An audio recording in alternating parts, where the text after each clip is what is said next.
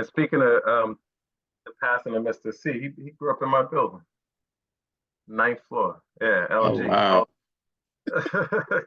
Great guy. But onto the great guy who's with us today. I don't want to do a disservice by trying to introduce, but I do have a couple of notes, and you could take it from there if Yes, that's all sir. right. Okay. So we know that Andre Thomas is grew up in the ATL in the A.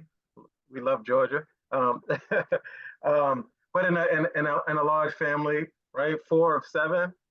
I'm Yes, I'm sir. number I'm number two of three, so I'm in the middle, but it's less folks on my side. But nevertheless, just went through the ranks of education, undergraduate in psychology, double major, rather double masters, education and social work. You know what? I'm just gonna let this man introduce himself because he Yeah. could he could tell the story. I think I got like 7 pages Oh, of no. of expertise and um, uh, skills and such. But please, without further ado, brother Andre, Yes. we're appreciative of your time today. Yes. Thank you. Thank you. I appreciate you all for having me. First and foremost, before I get into all of that, I just want to say thank you to Mr. Nesbitt for having me, to the Real Dads Network for providing this space and opportunity to be a part of this, what I like to call this healing journey. I've heard nothing but wonderful things just about the growth, the work that has taken place thus far, and I'm certainly excited to be here. You have had some amazing speakers in the past, and it is my prayer that I can continue that great work that you all have already started, that foundation you've already laid. So thank you again. I appreciate it. So before I get started talking again about my accolades, I am just curious to know about you all a bit. And so I'm going to start off with a question to the group.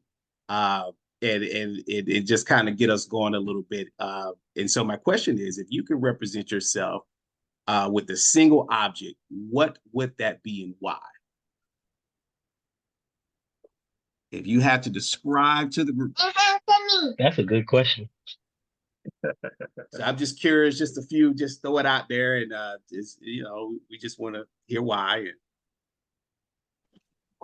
This is Carlton. I would say I would use something musical, a musical note, because that's a passion of mine and it's something that means a lot to me. Awesome. Is this describing ourselves It's or describing us as yourself. men? Oh, okay, cool. Yes, sir. Anybody else want to Somebody take a said stab at it? Thor's hammer. I would Who say said lion, get the a, li- job done. a lion, get the job done? I like that. I'm a Leo. I like that one. I'm going to steal from Carlton because I play bass. And we know bass is the foundation. People think it's the drums, but it's the bass. Yes. Yes. Yes. I would like to say in this season of my life, describe myself as a lighthouse. Lighthouse. Go a little deeper on the lighthouse. I like that too. Well, now that I'm the oldest one here, as I was told, as as a senior, I'm going to be 68. I have a lot of life experience that I've been able to use as a guiding light to help the younger generation to get to their port, to get to their destination. So for this season right now, that's how I see myself, as a lighthouse. Awesome. Awesome. So for me, I would say, and I was thinking about, oh, go ahead. I'm sorry. Who's jumping in? That was me. I would say it's not necessarily an object, but more so a statement. I see myself as an example because I keep trying to do better. Yes, hold on, please, 1 second. Thank you very much. No. Yes, it is. I see myself more as an example than anything else because I strive to do better. You know better, you do better. And if Do you better. want to break generational curses, you got to start from somewhere. And the only way out is through, in my mind. And in order to do better, you have to act on it. It's hard to follow. It's hard to take your own advice it's even harder to follow in your ideals footsteps. But I know with Uncle Mike's help and with Puma's help so far, thank you guys. Shout out to both of y'all.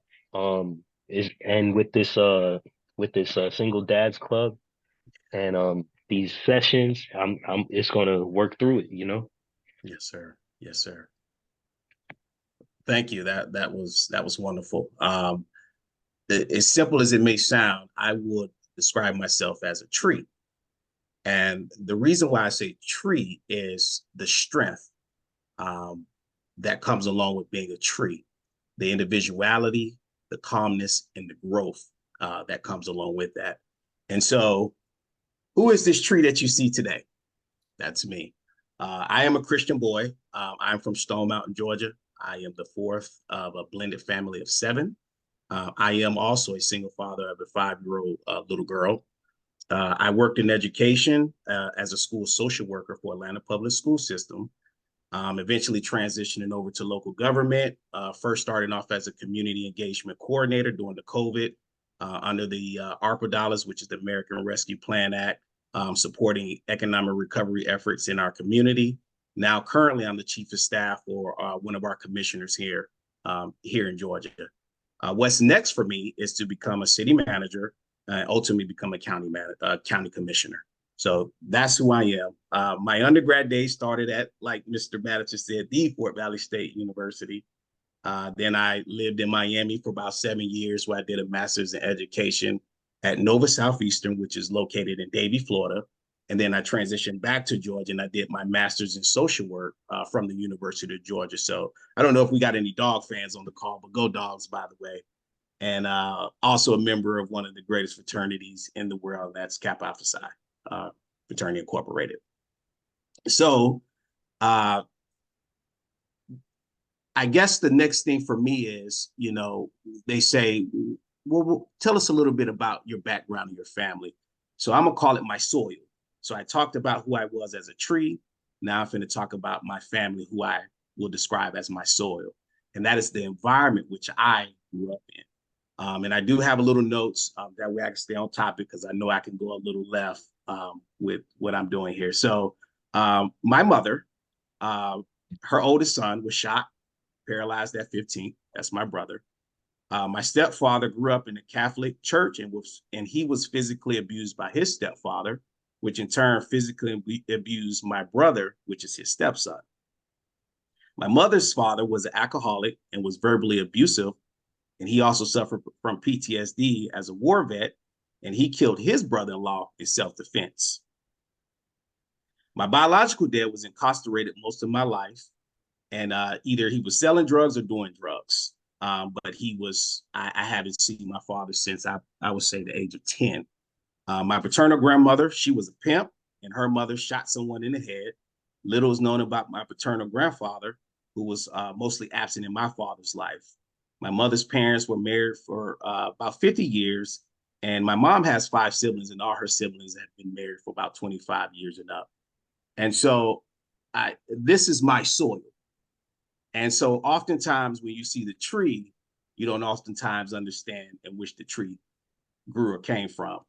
And so I also want to explain a little bit about my ex-wife's soil. My ex-wife, which we've been divorced now for about 3 years. She was born the only child and only grandchild. Her grandparents divorced. Biological father was an alcoholic. He was not active in her life. Her mother and stepdad has been separated for many years and also going through a divorce. And her oldest child's father was not involved with that child as well. And then she also has severe mental illness on her fraternal side, grandmother's side of the family. So society teaches us to be a good tree, but we have not been taught to pay attention to that soil. And so you can be a good tree, but if you've been in bad soil, people who have hated you, education that has underserved you, communities that have limited you, and mentality that has poisoned you, all of that can affect your soil. And so essentially what I'm doing is I am showing you how 2 people can come together. And although we have this idea of marriage and what that looks like, if you're coming from environments that may not have always catered to that, or circumstances that may have not been the best, these things can ultimately affect you all's marriage or whatever you all decide to do. And so my question, another question to the group that I want to ask is, what is something you lacked in your soil that you felt you should have gotten growing up? What is something that you've lacked in your soil that you felt that you shouldn't gotten while growing up? I'll start it off. Mm-hmm. One one of the biggest testaments of time is saying that you either have all the time and no money, or all the money and no time. Yeah. During my life, it was none of the time, and barely any money. So to answer your question, is time was missing from my life. Yeah.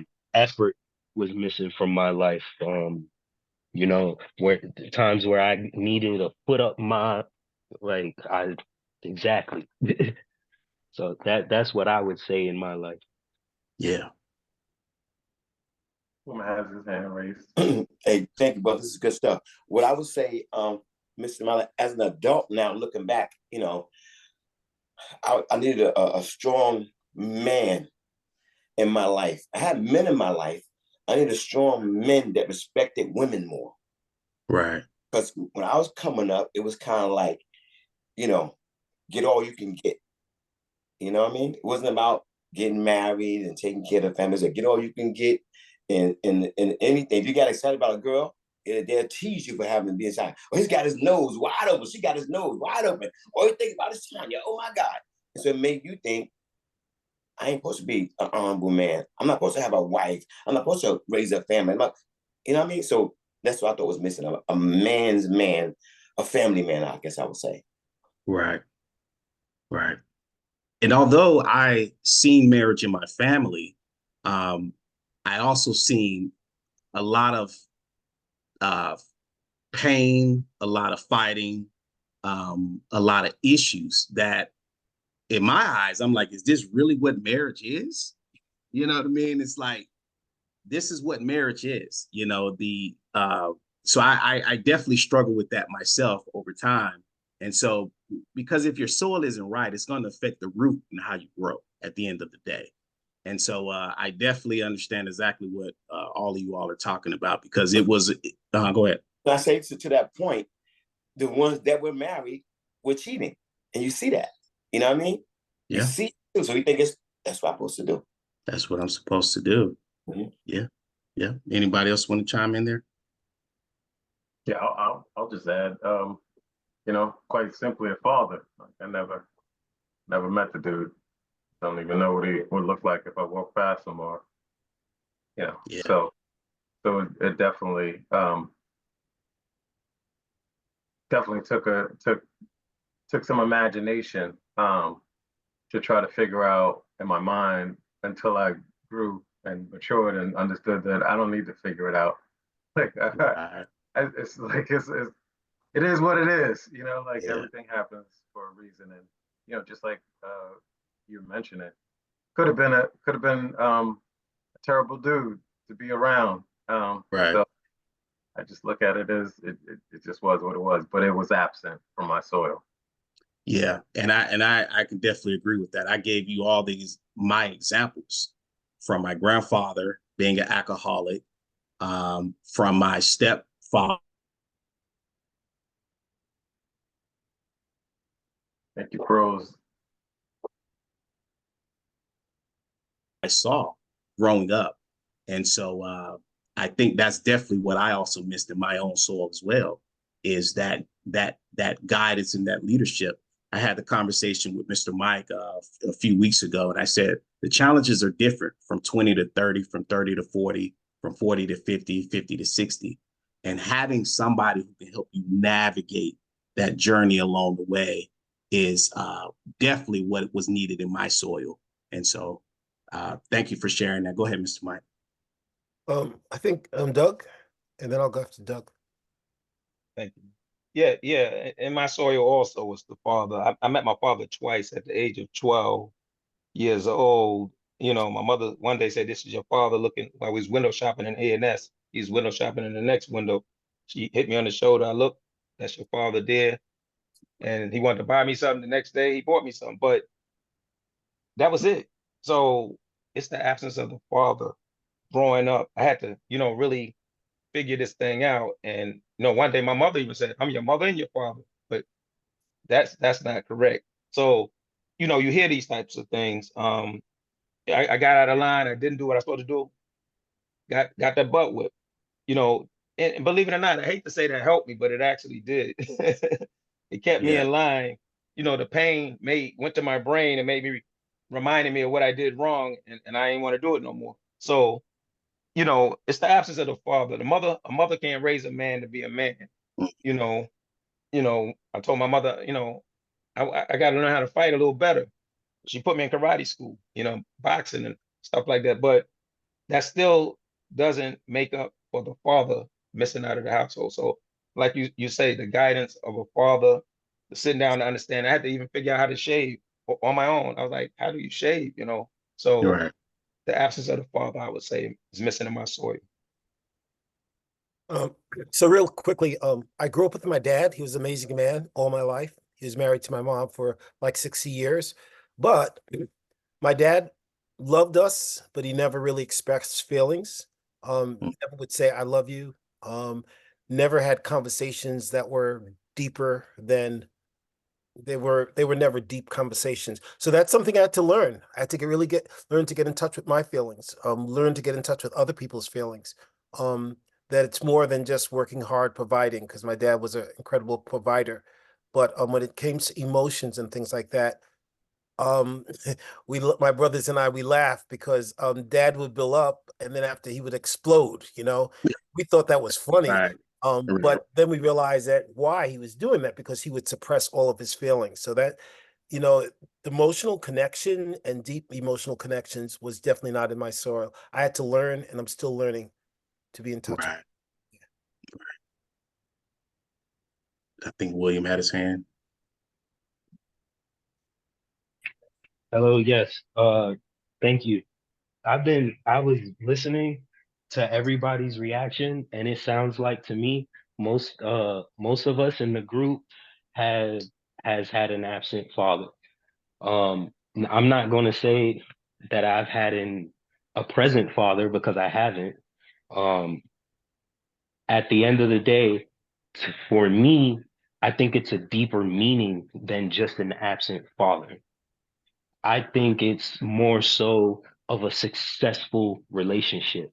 I think it's more so of a communication issue, a successful communication, where we actually talk and we're not witnessing a drunken reaction. Or I know back then for a lot of us when we was growing up, I don't know everybody's age, but I know when I was growing up, I didn't have a laptop, I didn't have a computer, I had a cord phone, I didn't have a cordless cell phone, I didn't have a cell phone. I grew up on beepers. I'm about to be 30, 33, 32 in next month.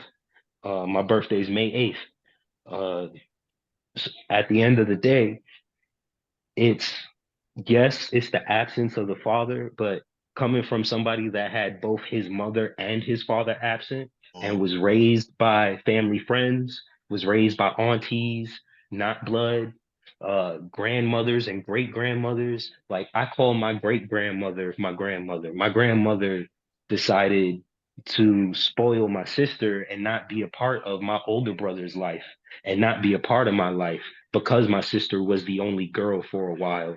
She felt the need to make up for her past and what she did to my mother. She's going to take her granddaughter in, and because of that, it neglected me from the love of my grandmother. So at the end, I stand on what I said. It's the time and the effort. Yeah. Not necessarily the gender, not necessarily the race or who was or who wasn't. It we me personally, when I look back and I try to think of happy moments, I try to think about who was there Mm, during these happy moments, during these memories. Whose face do I see during graduation day?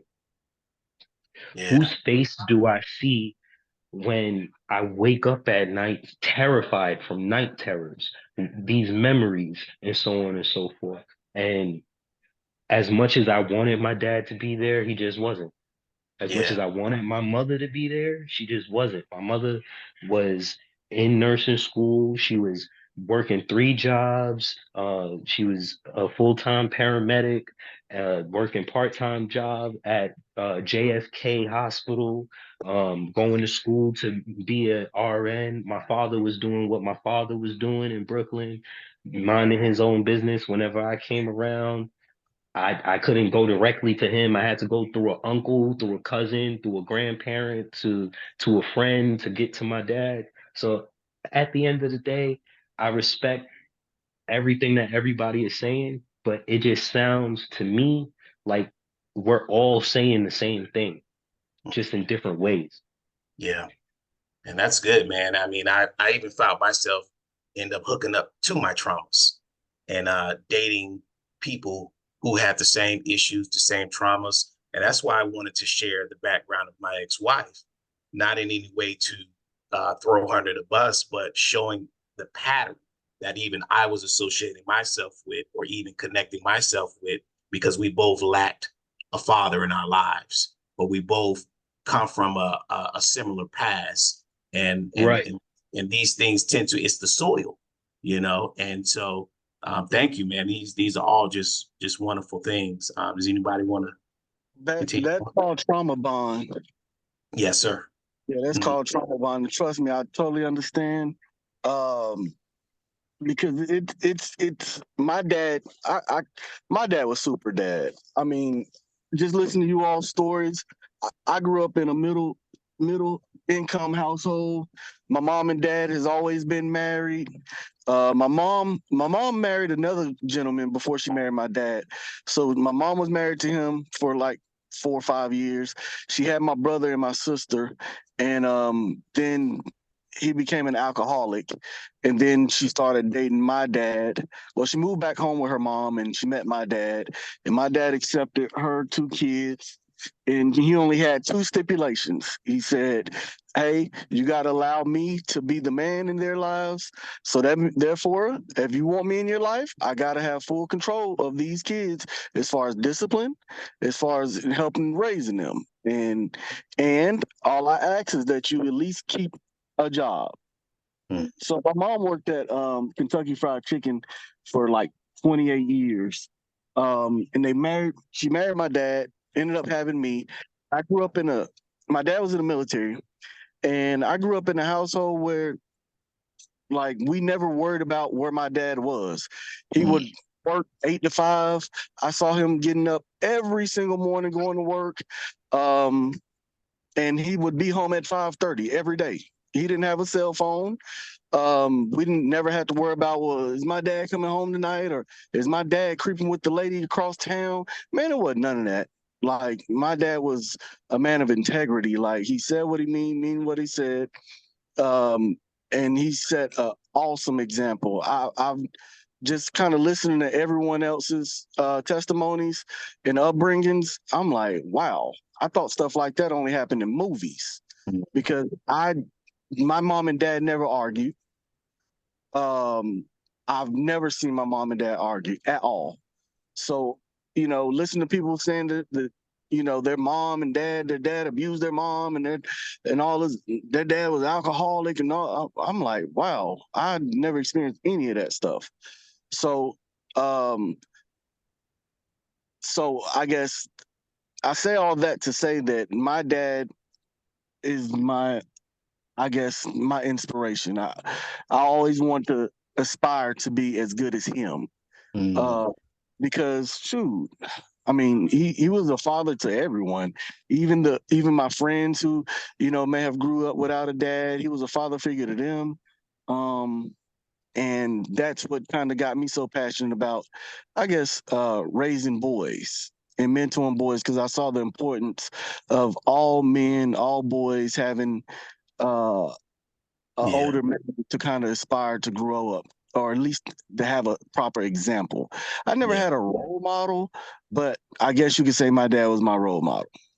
Absolutely. And that's awesome, Eddie. I mean, it speaks volume. You know, I know you personally, and I know, I mean, you're a wonderful father, and I really want you to kind of go a little bit more depth about your story too. You know, about your situation with your son and that kind of stuff, because you have an amazing story yourself, man. And I mean, so hopefully later on down the line, you could tap more into that for us, because you got a good story, brother. And so. I don't mind. Maybe next week or so, I'll give you all my entire background and Please do. I guess what experiences I've been through to make me the man who I am today. Because I wasn't always this way. You know, we all go through our early 20s where we're wild and that, but it's really just trying to find ourselves doing things that we know we shouldn't be doing. And that's when my dad passed away. My dad passed away the same day that I found out that I was going to be a dad. August 4th, 2004, that's when my dad passed away. And that was the day that I found out that I was going to be a dad. And from that moment forward, that was like my motivation. Like, okay, I got a son on the way. So I got to be as great. I got to set as good as example. I got to be as present in my son's life as he was in mine. So that was my fuel. That was my motivation to be the father that I am today. And I'm glad you mentioned that too, because that was also my fuel.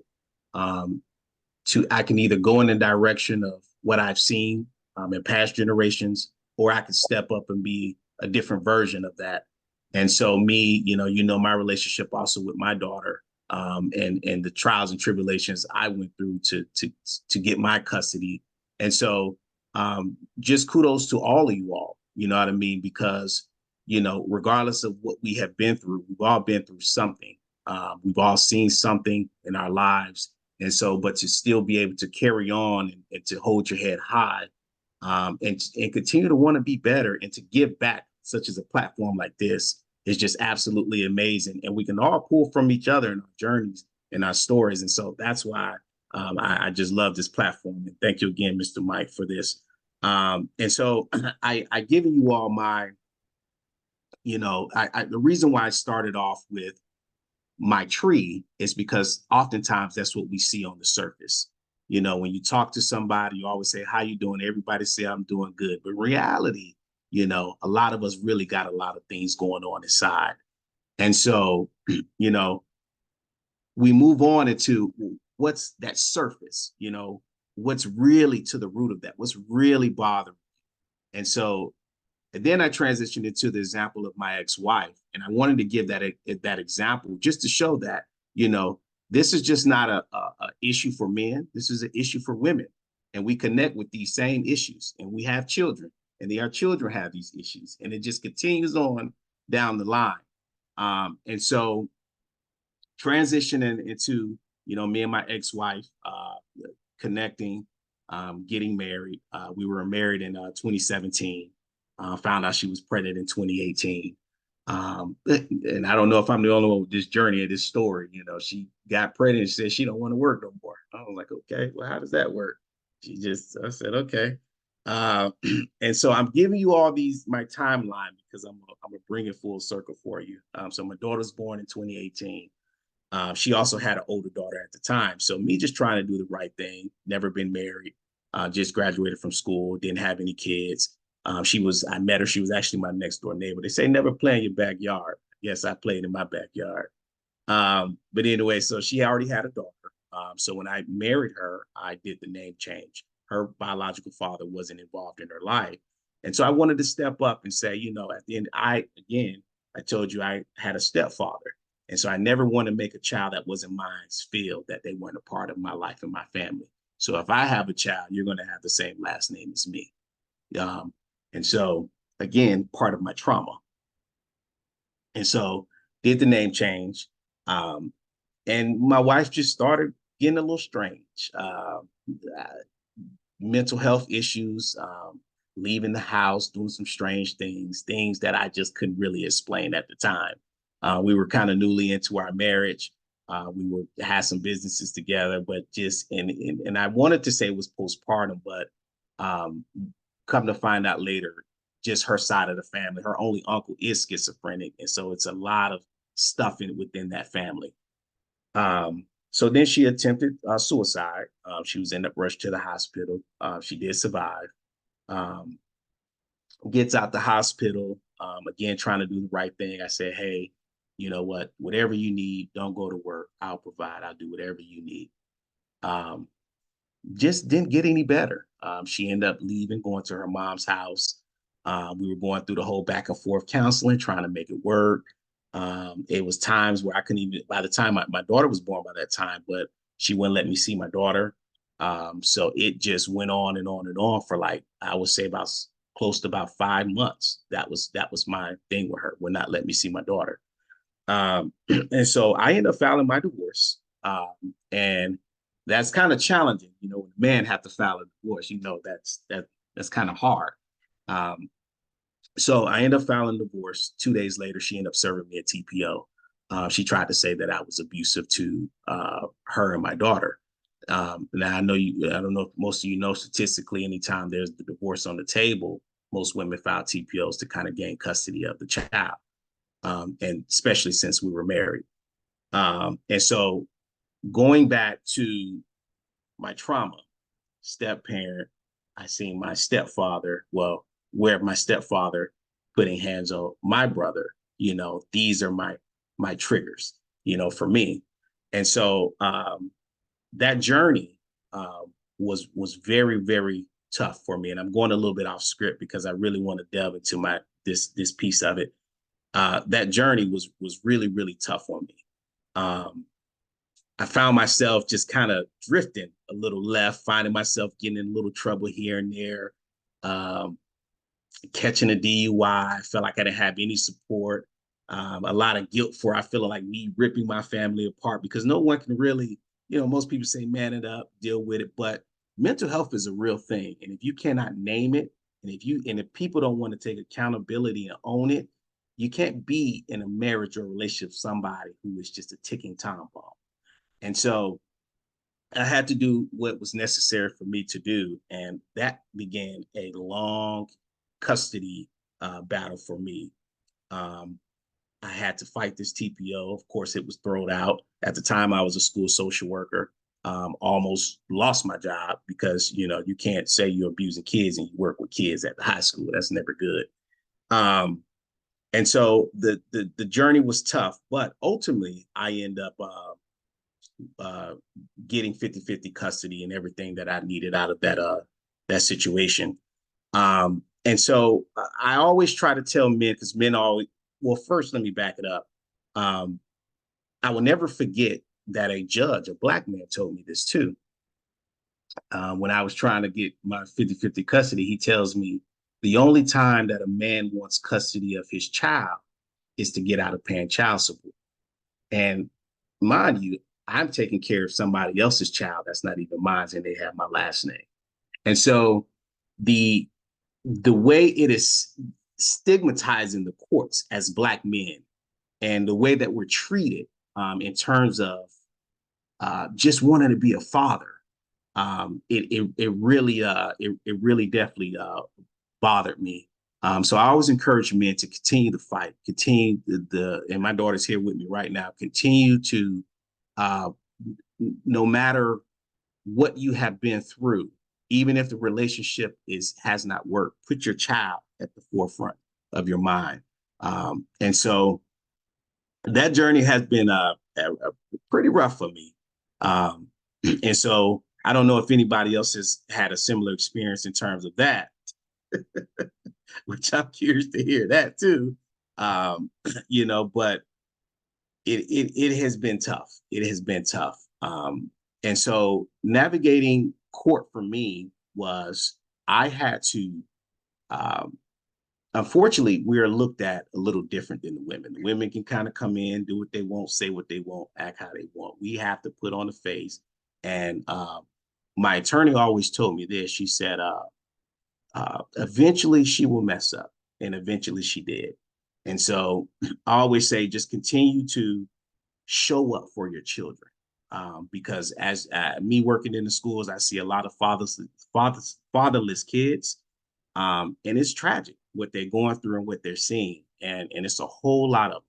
So continue to fight the good fight of faith, man, and continue to keep on with that journey. And so this is kind of what prompted me to write my book. I really wrote it for it to be a source for men that's going through divorce to heal, to kind of release a lot of those pent up feelings and emotions that can definitely consume us. And when I was going through my divorce, I didn't have any resource or any outlets. Most of my friends are married. Like I said, my mom's siblings are married. What support do we have? Who do we lean on? Who's your example? Who's watering you? Who's uplifting you? And so you always have to look within that circle, who is there in those tough times, because we're all going to go through those tough times. And so I wanted to write a book to really support those brothers who's going through those tough times. What do I really hope that my readers gain? Honestly, man, it's just my hope that just through me sharing my journeys, my ups, my downs, my twists, my turns, my hard-won lessons, you can find comfort and peace in yours as well. And so that is the reason why I wrote the book. The book title is A Father's Love, Surviving Divorce for Men. And the reason why I selected that title is I look at it two ways. I look at it as a father, you, me, everybody else, your love for your child and fighting for your child or your inner child, fighting for that. And then the other piece of it is God's love for you. And so he's always with you and continue to just, stay on that journey. And so it is a stories, 92 pages of my journey. The first chapter, it's called Old Habits Die Hard. I particularly love this first chapter because we're taught a lot of that soil. We're taught a lot of these old habits and beliefs that can be destructive in the long run. So it's addressing those things, along your journey, because you pick up things. And like you said, one of the gentlemen said that you see marriage, but there's cheating in the family, and then you picking up those destructive behaviors. So being able to address those early, that's why I named it Old Habits Die Hard. Chapter 2 is called Withstanding the Battle. Of course, we all go through battles in life, and I do believe as a spiritual brother, believing in oneself. No one is going to lift us up. No one is going to be there, especially as men. The old saying is, pull yourself up by your bootstraps. And so having that inner strength, to continue on and to continue on that battle of life. And so that is a very encouraging chapter, withstanding the battle. Chapter 3 is progression in your connections. Similar to what this platform, who's watering you. Get around these group of men who definitely can support you.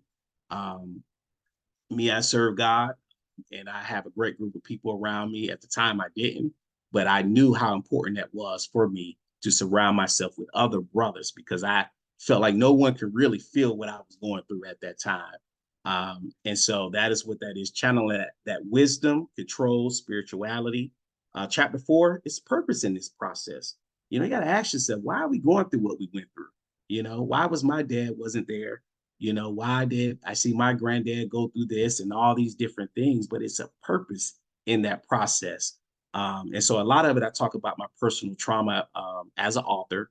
But definitely, I really hone in into what is your purpose and why are you here? And that's another thing that I definitely want us to really sit on. Why are we here? What is our purpose, regardless of what we've been through?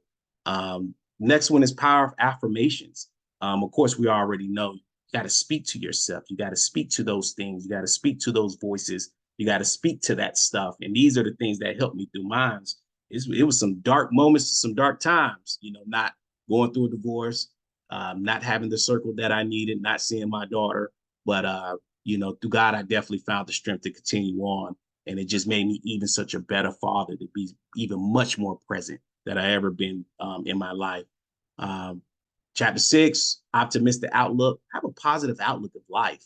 You know what I mean? Although we have that soil has tainted us a little bit, but continue to have that positive outlook, continue to grow, continue to heal. And then the last chapter is healing is not linear. Of course, through the ups and the downs, we should always continue to just keep pressing on and keep trying.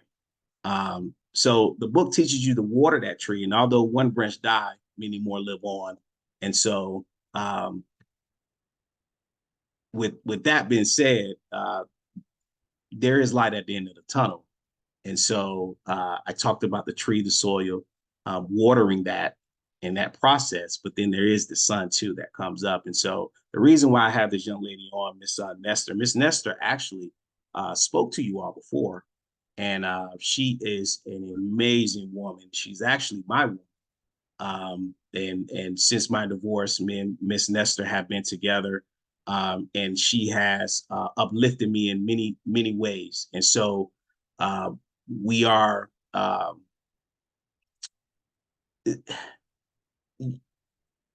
you can find that person, you know what I mean? And I always just tell men, like, you know, I talked to one of my attorney buddies. He always say a lot of issues in divorce court, a lot of men don't know how to move on because we take possession. You ain't gonna leave me. You ain't gonna divorce me. You mine forever.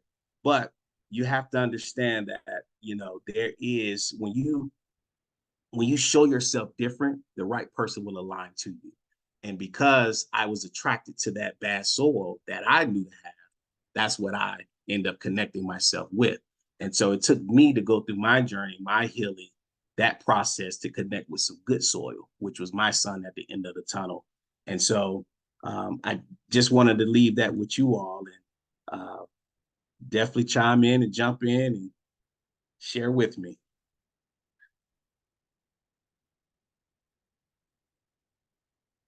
Well, I give all you brothers who are single parents big props.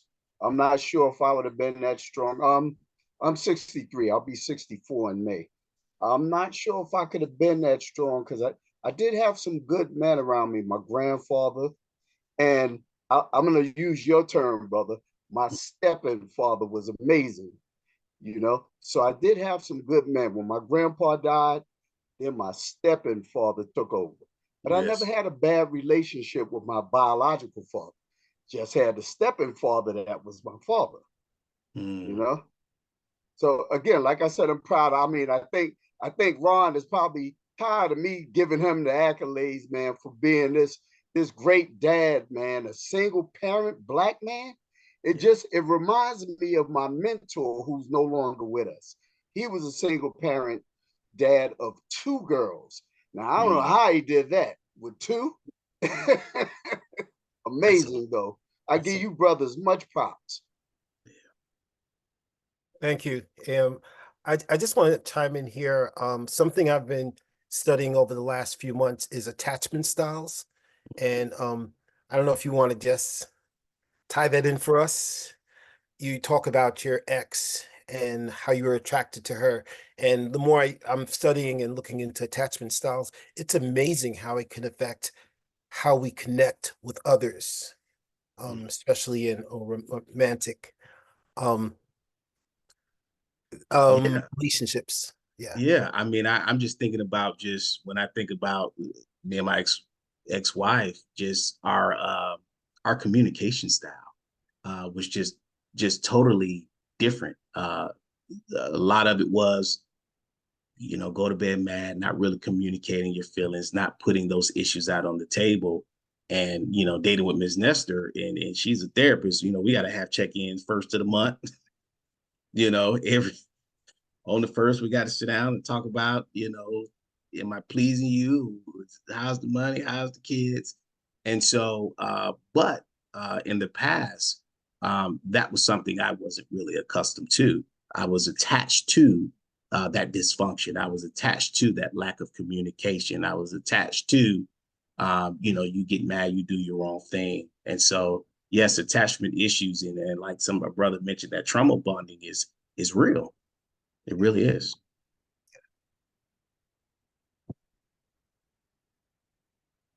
I think she put some in the chat too. Secure attachment. Yep, secure attachment. Yep.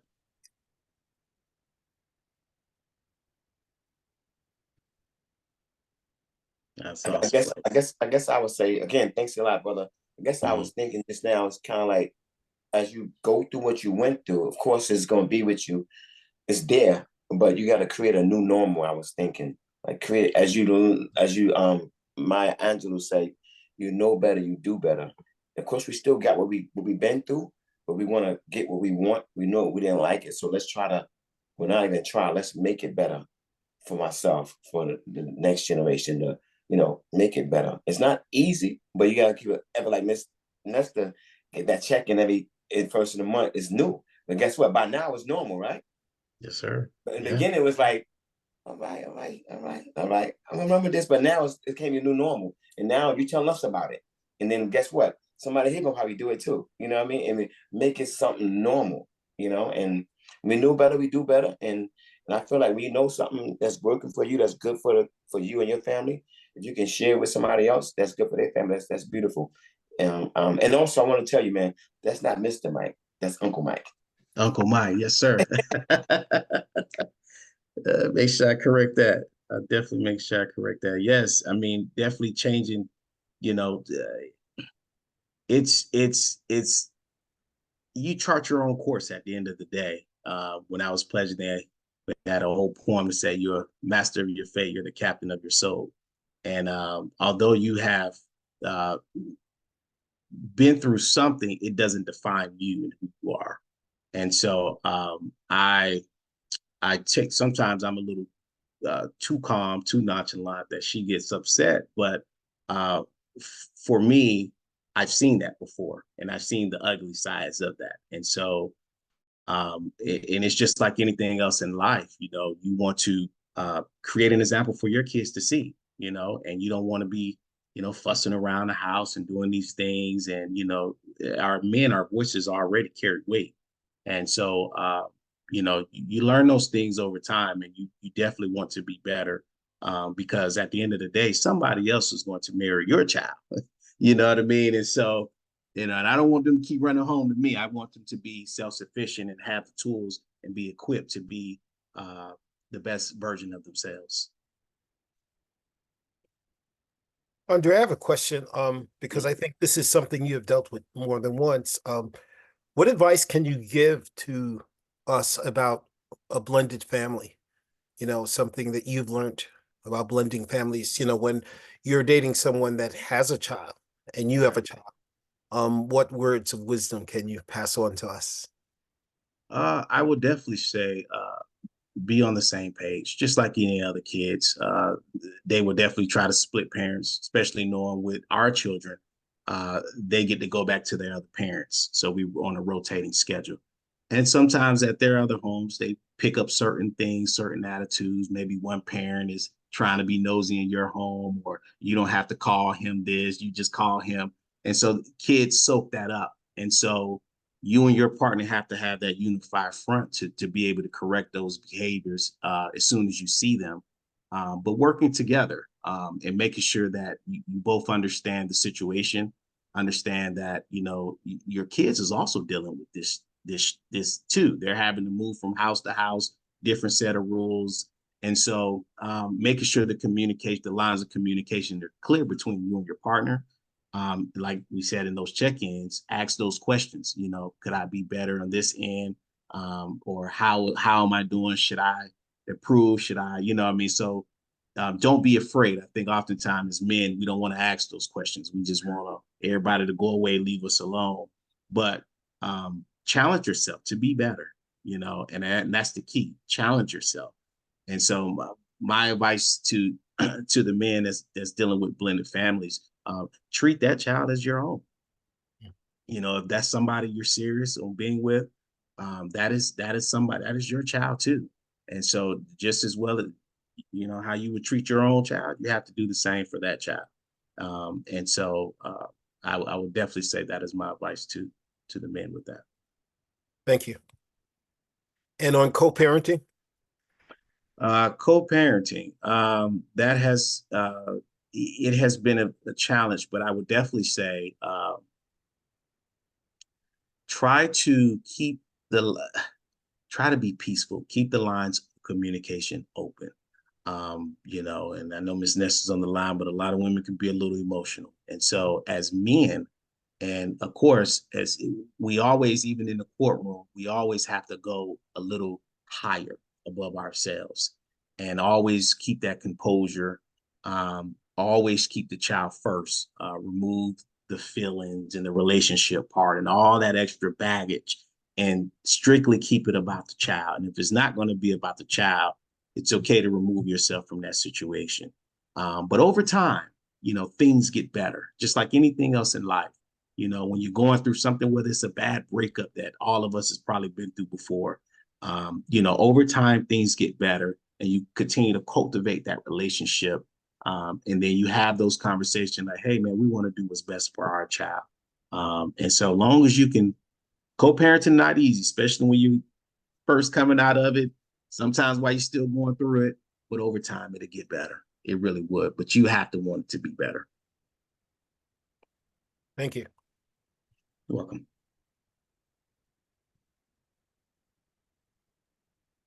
There's a hand. There's a hand up. There's a hand up. Let's hear the lady speak. I said I wasn't going to chime in. I was just here for support, but Mr. Thomas is being very humble right now, and he's expressing a lot of humility. And I think that there's an important piece that he did not answer, and I thought he was going to touch on this when Uncle Mike the question. When Uncle Mike asked the question about co-parenting, one of the important things that I did not realize until I was in this situation and had being fortunate to being fortunate enough to be in a relationship with him is I did not understand the importance of having that male perspective when it comes to co-parenting. I unfortunately had been in a situation where, as involved as my daughter's father is, he has made it a point to make things more challenging because of the role that Andre also plays. Because, you know, we're building a future with one another, it's important for us to be on the same page with co-parenting. And so I do express to my daughter, you know, what things could look like for us in the future. And if she does feel comfortable in calling him dad, that is, you know, something that she wants to do. And I know that, you know, men in general kind of tread lightly in regards to that relationship, especially when there's another father involved, or just like, hey, I'm not trying to take your space. There's a respect level there, where as women, we're a lot more nurturing. And I think women, we understand that, hey, as long as my daughter is being loved and cared for, you know, we don't necessarily we don't think too much about the titles, but the title father is very important. So when my daughter's father, you know, knew that another man was just going to be around his child, his daughter at that, I just found that our relationship took a shift. Not that we had one per se, but the way that we co-parented, he made it a lot challenging because Andre was around. And so had I not had Andre around, I would have probably totally went off of the handle. So having that male there to be able to be that calm spirit and help me to understand that it's not, he's doing this because of me.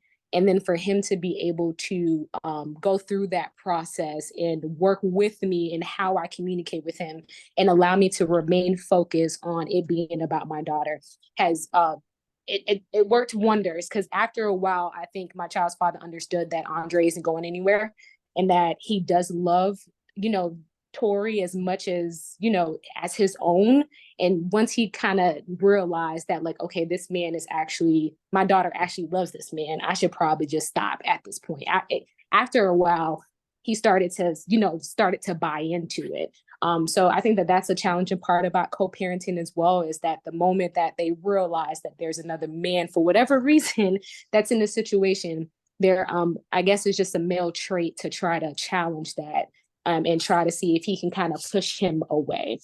Well, men are possessive, you know. It's one thing that, you know, you with the woman and you around a child. So it's not easy. It's not easy, but thank you. I mean, it's you brought up some valid points on that. It was challenging in the beginning, having to navigate that space with her baby father. But because I had already went through it before in my own situation, I was able to kind of help her through hers, and keep a level headed and keep, the focus on the kids. Beautiful, beautiful. Thank you so much, Dominica, for that insight. She's so smart. Yeah, he connected with you. Yes, yes, And yes. Hey, Puma. I want to chime in on a co-parent. Listen, guys, I don't know why the guys so quiet today, Andre. I don't know what's going on, man. No, it's okay. I don't know why the people not talking, man. But listen, I can't be in a conference, a Zoom and have silence. But on the co-parenting tip, this situation is different. My daughter she'll be 20 years old on May 1st, and I co-parented for 18 years of her life, right? And it was challenging. It was challenging. And Miss Nestor said something that I wasn't having. I wasn't having it though. She wanted my daughter to call her new boyfriend daddy, and I was like, that's not happening. You know what I mean? Yes. But one of the strategies I used though that helped me a lot, I built a relationship with every man she got with. So I wanted to let that man know, I don't want your woman. I just want my daughter. So Right. I built a relationship with that man, separate from my daughter's mother. I made sure that man met me, I got his number, and I called him every so often and built a friendship with him. So I wanted to get him at ease, let him know, I don't want your woman. That's a lot of time what happens with the relationship.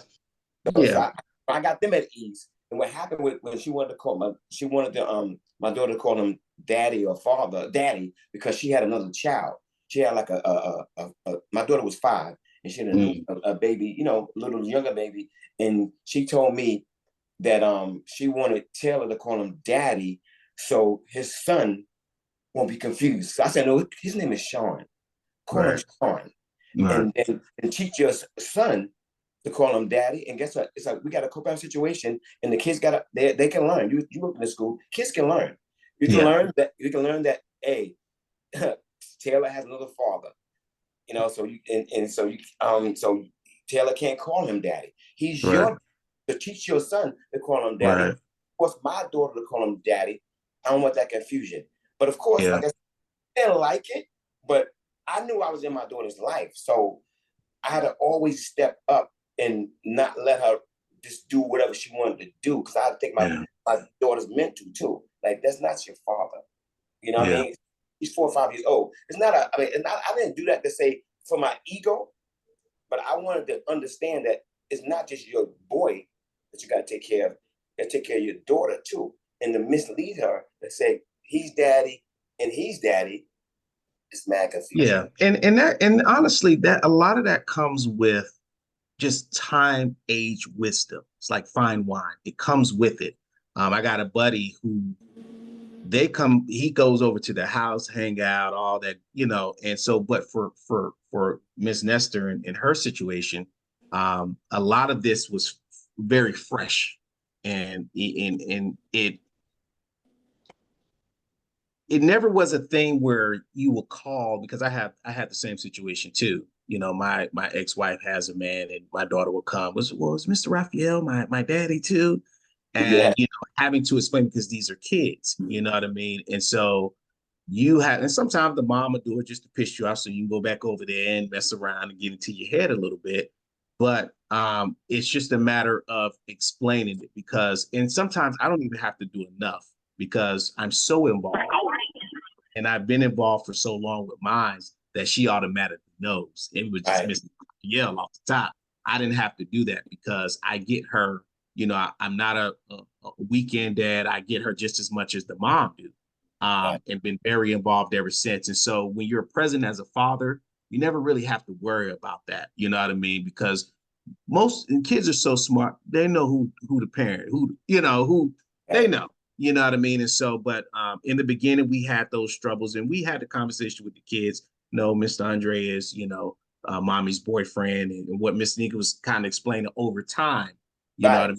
We're married down the road. If she decides, hey, it's my stepdad, we allow the kids to come to that, but we don't teach our kids, this is because she has a mother. We talk about that all the time. She has a dad over there. You know what I mean? And my job is to make sure that I'm providing for them over here, regardless if you're calling me Mr. Andre, Mr. Potato Head, whatever that looks like, because I'm still going to be what I now, we definitely demand respect from both of the kids.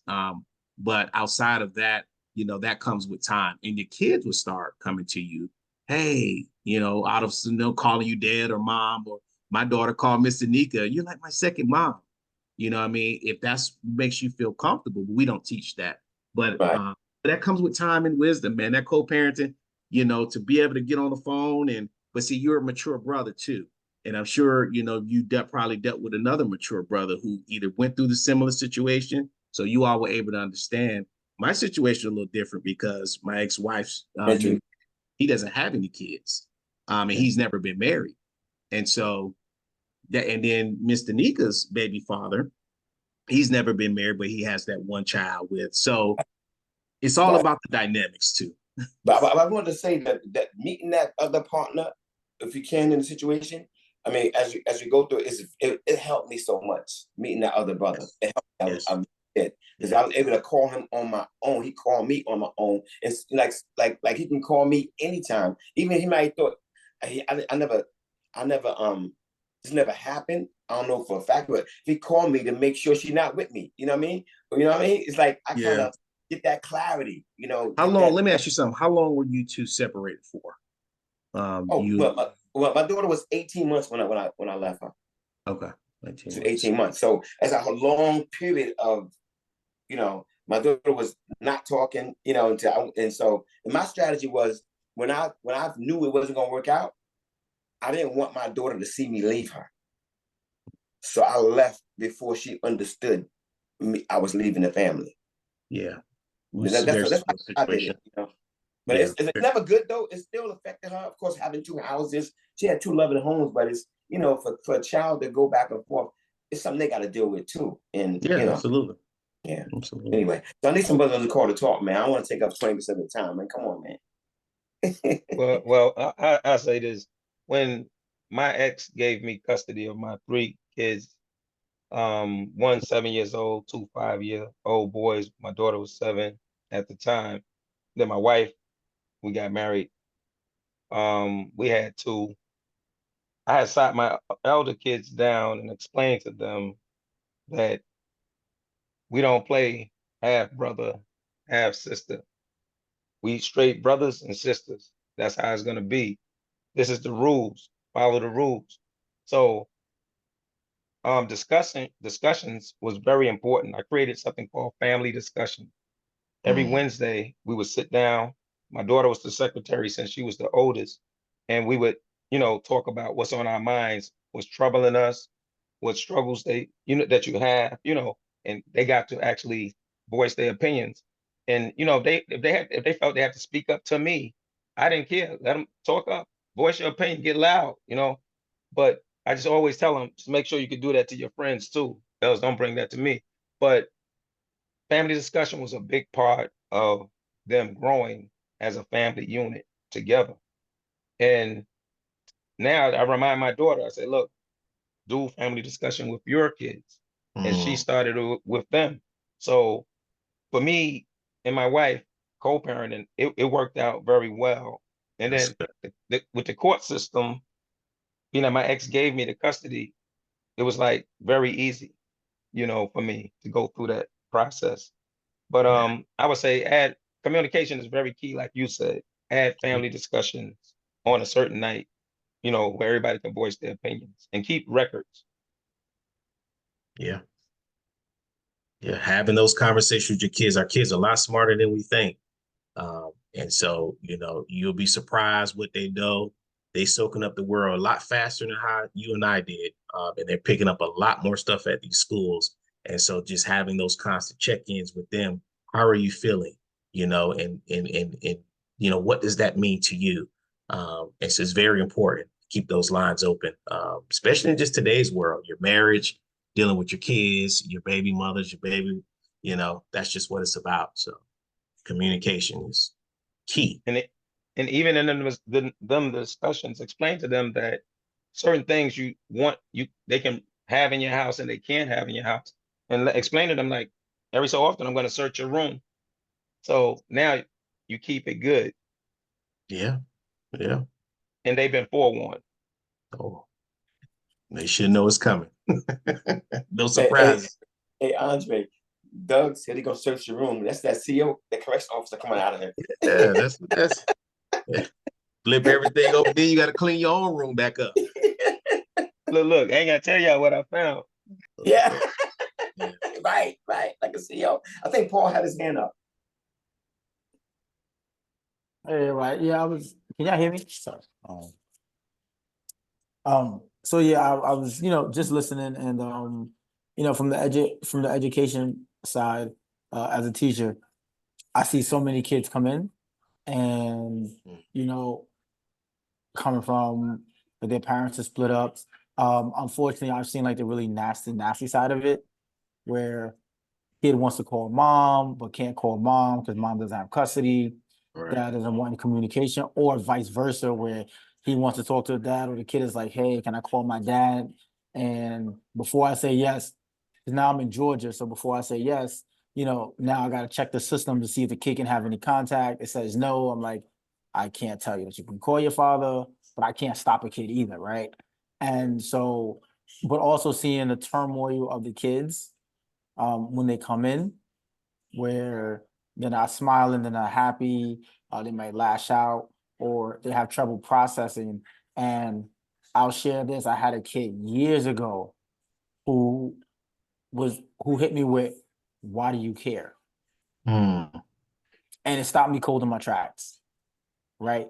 And I didn't have an answer for the kid at the time. And I'm like, in my head, I'm like, "Why'd you ask that?" And the kid is like, my mom and dad got divorced, they're split. So why do you care?" Mm. And like years later, it hit me, and I'm like, "Oh wow, this kid associated. How could anybody else care for me and my well-being if my parents split and they took it as they split, therefore they don't care about me?" Mm. Right? And now, like as a father, as a husband, like I look at my girls as they're growing up and playing, I look at the life I didn't have, right?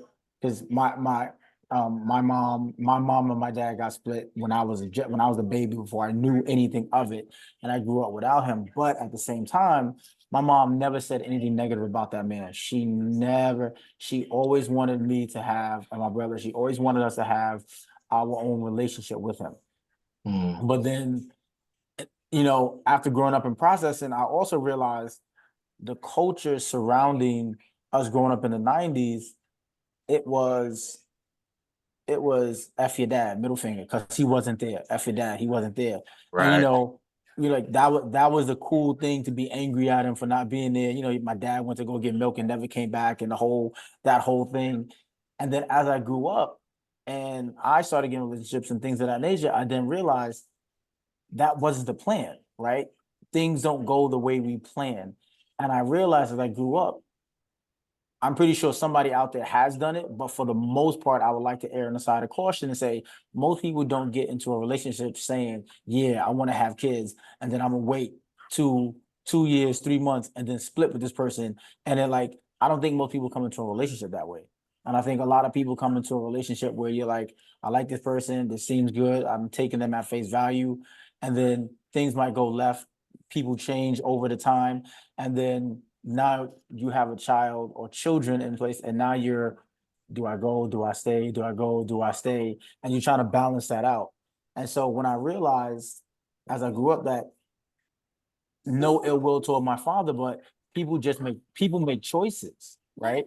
You make the choice to leave or you make the choice to stay. And so when I finally met my father, I just gave him a hug and told him, "I'm not mad at you," right? And for me, I'm not going to say it was therapeutic. For me, it was a realization that I was like, I don't know you. I don't know you not to, I don't know you not to, I don't know you enough to not like you. And I don't know you enough to like you.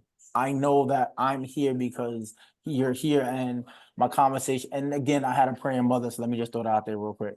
So to bring context to the not being angry at him. And I can't change the past. I can only change the future. So if you want to build, I'm here to build. One day I might have kids. One day I may not. I don't know. But if you do, I want you to be a part of their life, right? And I'm not going to do the whole "you wasn't there for me" kind of thing. Yeah. But then I also realized, somebody said it earlier, and the last thing I'll say is, growing up, I went through as a kid, trying to process and try to put things together. I went through the phase of, wait a minute, where's my dad? Okay, my dad's not here.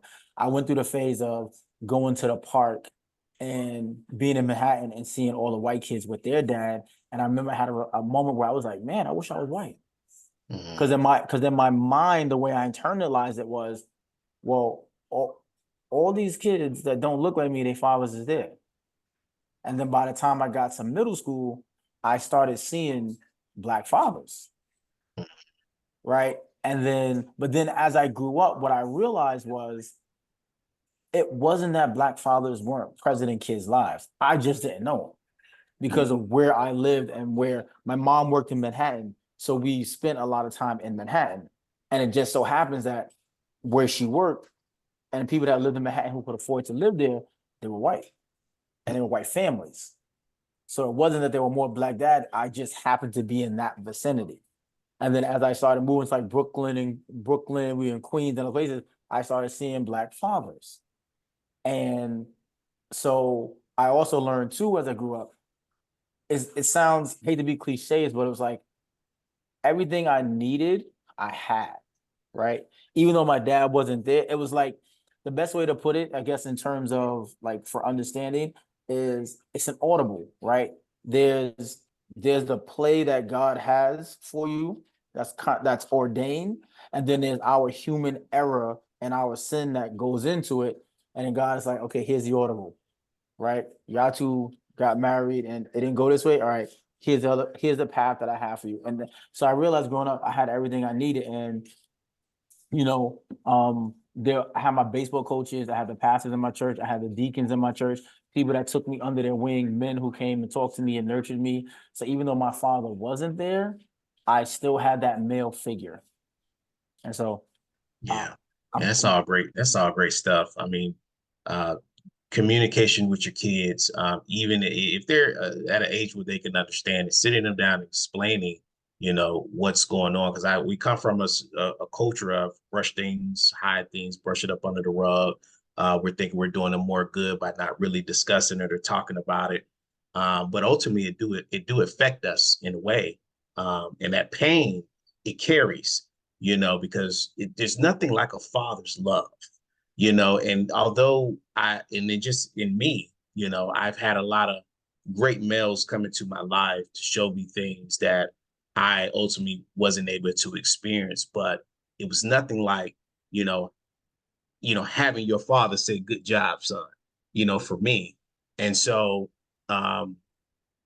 kudos to the men that surrounded you with love, man. I mean, that's powerful in itself. And I think sometimes with our mothers, they do the best that they can to fill that void, and so make sure that you're not missing on the things that you need to, and sometimes I've seen it another way where we overcompensate our kids to give so much so we're not thinking about, those other things too. And so, I had all of that and still wanted just to know that my father cared, the man who birthed me. And so that was the journey I had to go through. And to your point about the schools, being a school social worker, I totally get it. Working in Atlanta Public Schools, as you know, our male engagement with the kids are zero. We have no fathers coming up to, I was at Carver High School in Atlanta, zero fathers. I was one of the first Black African-American school social workers, very few, young at that too. And so I understand they looked at me like I was their father. I understood the pain. I understood the hurt. I understood the sadness. When fathers were trying to creep up on the school just to say, hello, can we just sit in the cafeteria with my son and just speak to him? I seen it. And it was painful to watch. And I do believe, honestly, that's one of the reasons why I had to get out of the school, man. It was so tough for me to watch. And seeing so many of our young African-American kids reading on a third grade level in high school, no parent support, it was challenging. So, but to your point, man, it's you got to surround your kids with support and continue to have those conversations. And even at my daughter, as she's getting older, she's asking questions. You know what? Why are you and mommy not together? And so having to have that so she can understand it. You know, it's not your fault. You know what I mean? You're not the reason. You know, me and mommy is not together. You know, sometimes people can love each other and sometimes people can grow apart. So breaking it down on their level, so they can understand it, because they do feel a sense of it was their fault. And why can I have my parents together? Why can't we be a family? And why do I have to split homes? Why do I, you know, they may not always be articulated, but it does affect them. And so having those conversations, those check-ins, those family check-ins, those conversations, yeah, is important. We've gone over a little bit of our time, but that's a testament to the engagement in the room, and such a riveting discussion. But Brother Light has his hand up, so we want to make sure we hear from Brother Light. Peace, Andre. First and foremost, man, thank you to you and your Wiz, man, just being able to build on a conversation like this, man. Thank you for sharing your story. I think one of the biggest gems that I got out of this whole situation, right? Because all our situations are different, but one thing is key, communication, man. Communication, and just that, you know, we always, you talked about pledging.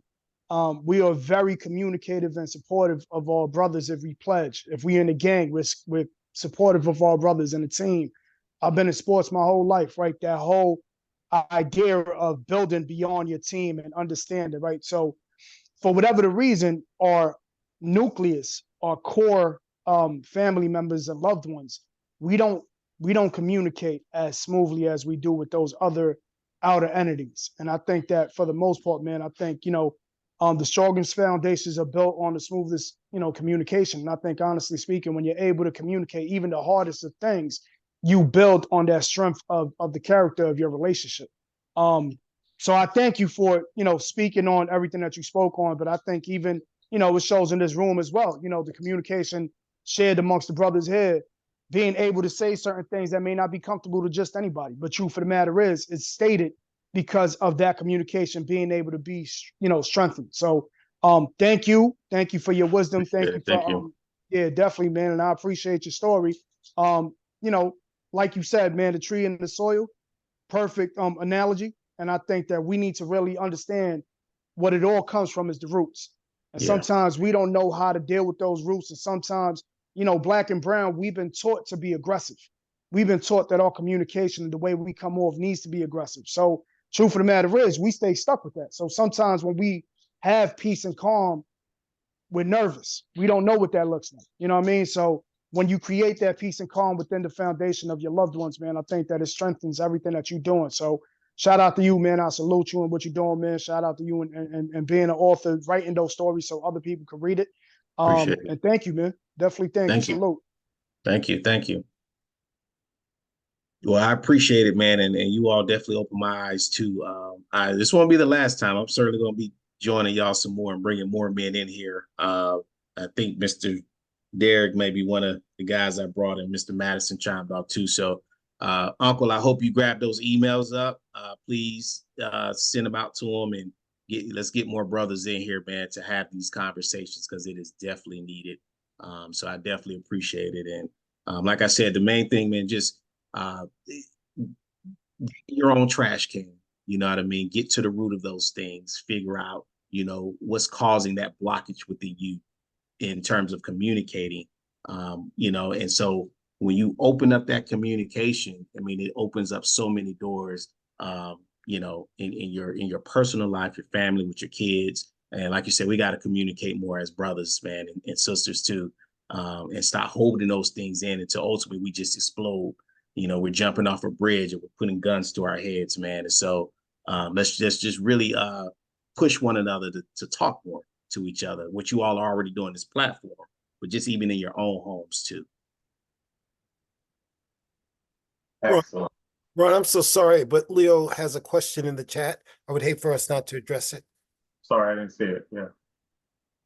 How y'all doing, brothers? It's not necessarily a question. I was based on what Brother Lightskin was saying about the roots, and your whole perspective on, and also what Puma said, if you knew better, we'll do better.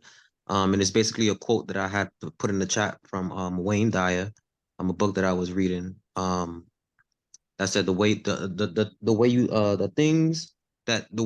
of the things that you look at.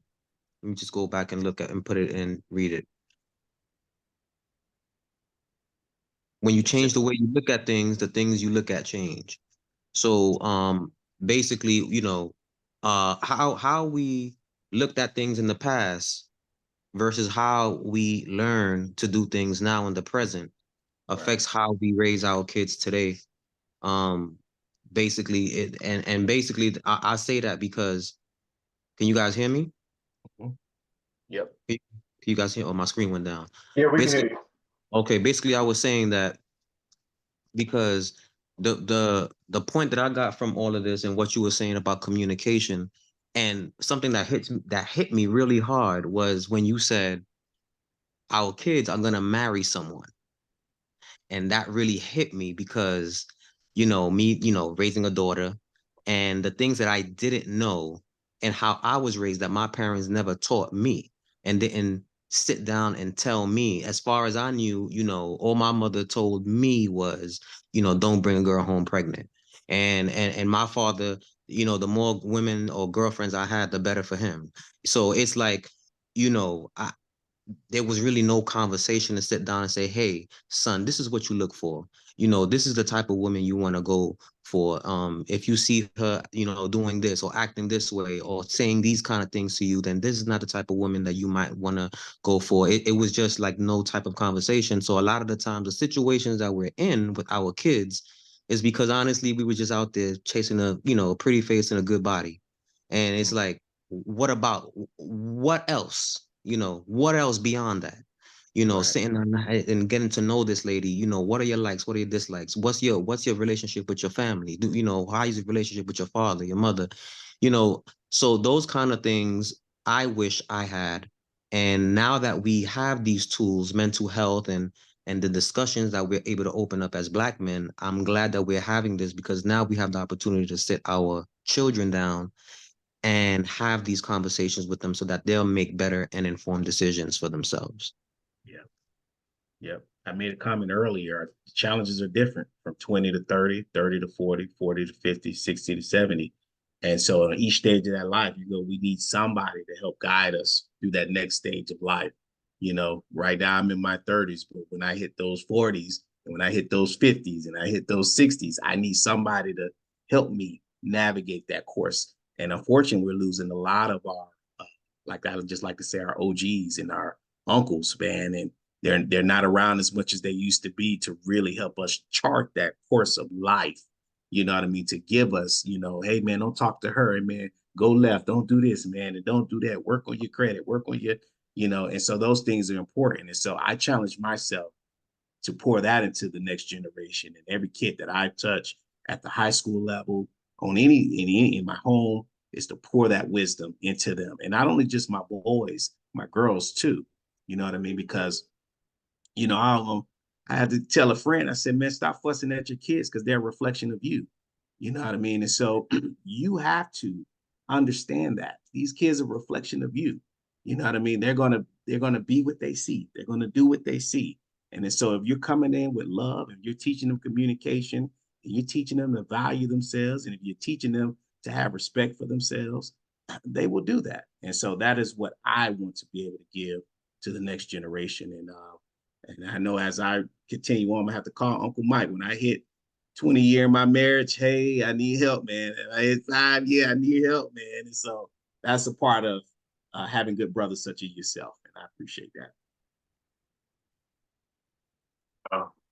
Such awesome wisdom shared in this room tonight. And I think we're all left with the full understanding of the analogy with the tree and even thinking of our young ones as small trees. And we want to be that soil that enriches their lives.